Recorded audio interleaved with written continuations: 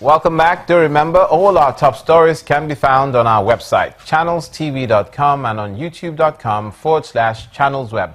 Please visit m.channelstv.com to view us live on your mobile device. You can also download the Channels TV app for Android, iOS, and Windows phones from their respective stores. We'd also like to encourage you to use the Eyewitness feature in the Channels TV app. If you have pictures or videos you'd like to share with us, tap the application on your device, swipe to reveal the Eyewitness menu, and follow the instructions. Now let's bring you news from Adamawa State, and as part of plans by the Nigeria Police Force to re-establish civil authority in areas liberated from Boko Haram in Adamawa, the DIG operations of the Nigeria Police has visited Yola, the state capital, to commence deployment of its personnel to such areas. At the headquarters of the Nigeria Police Force in Yola, the police chief officially handed over operational vehicles to the Adamawa State Commissioner of Police, Alhaji Ghazali Mohammed, and met with stakeholders on plans of restoring civil authority in the liberated areas. And staying with security matters now, but before we go there, the University of Ilorin has signed a memorandum of understanding with the United States of America-based firm for the production and installation of a 500 megawatt solar-powered plant.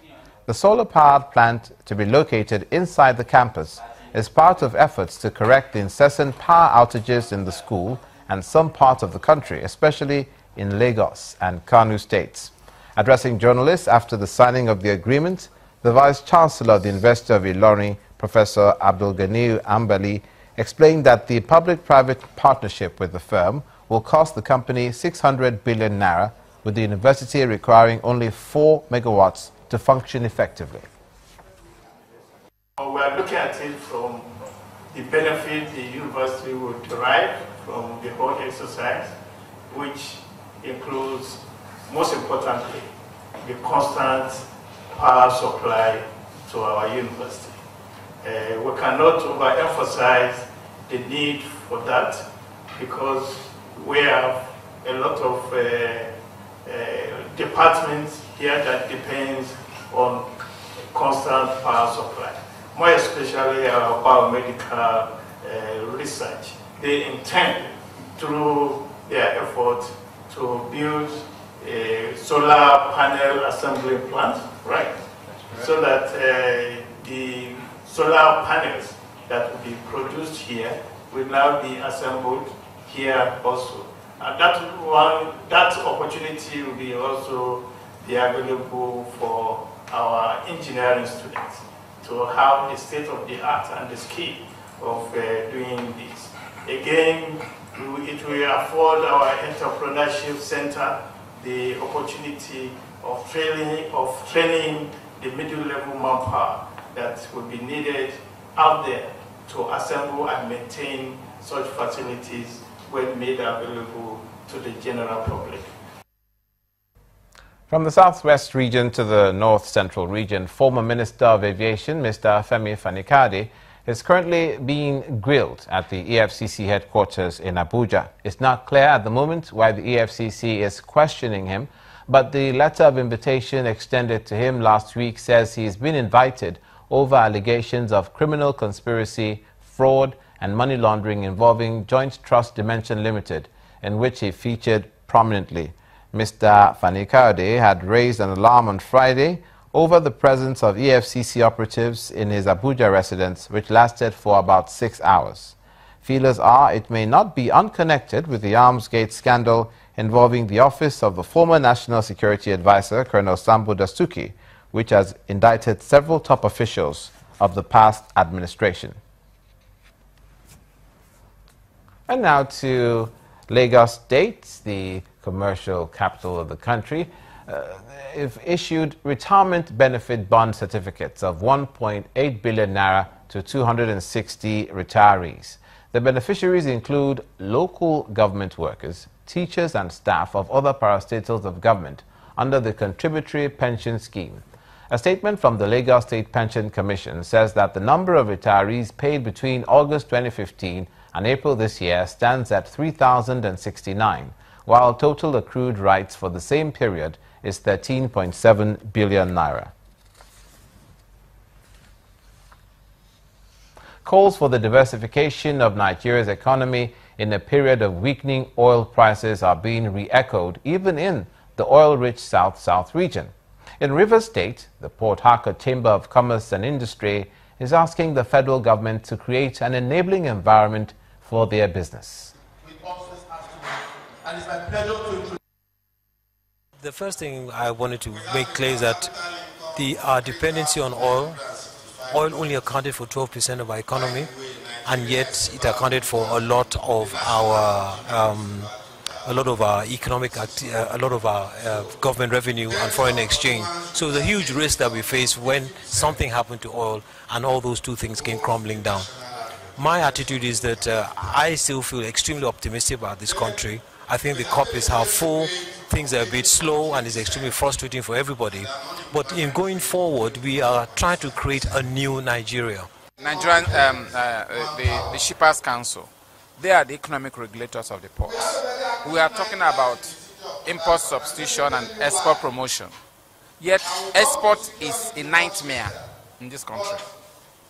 Yet it means that as an economic regulator, they can make the rough edges smooth for exporters. Also in the South-South, the plight of the people of Bakassi in Cross River State in their new homes seems to bring back memories of their displacement from their original homeland. Now, about 90% of their children are believed to be malnourished, and the Cross River State government is calling for intensified efforts towards their rehabilitation. The State Director General of the Healthcare Development Agency, Dr. Pt.2, says the people need adequate attention to enable them live normal lives. Dr. Adu was speaking at the camp located at St. Mark Primary and Secondary School in Akpababuyo local government area of the state, where she led a team of health workers to render free health services to the people. It's over 3 years since these displaced Bakassi indigents have been clustered in this environment following their eviction from their ancestral home.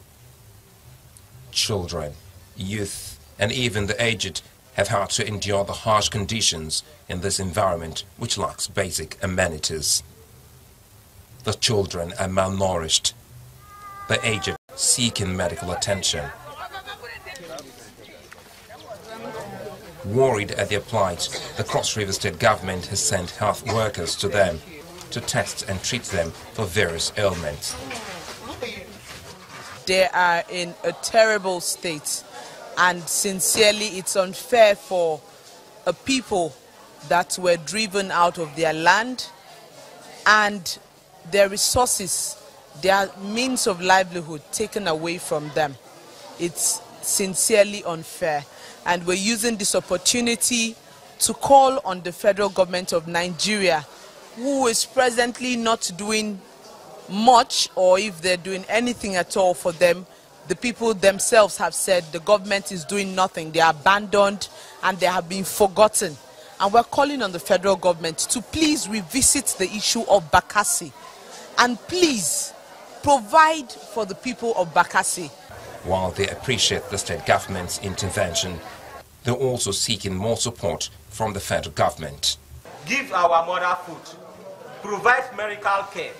That conditional cash transfer of 5,000 for least privilege, trying to pay them.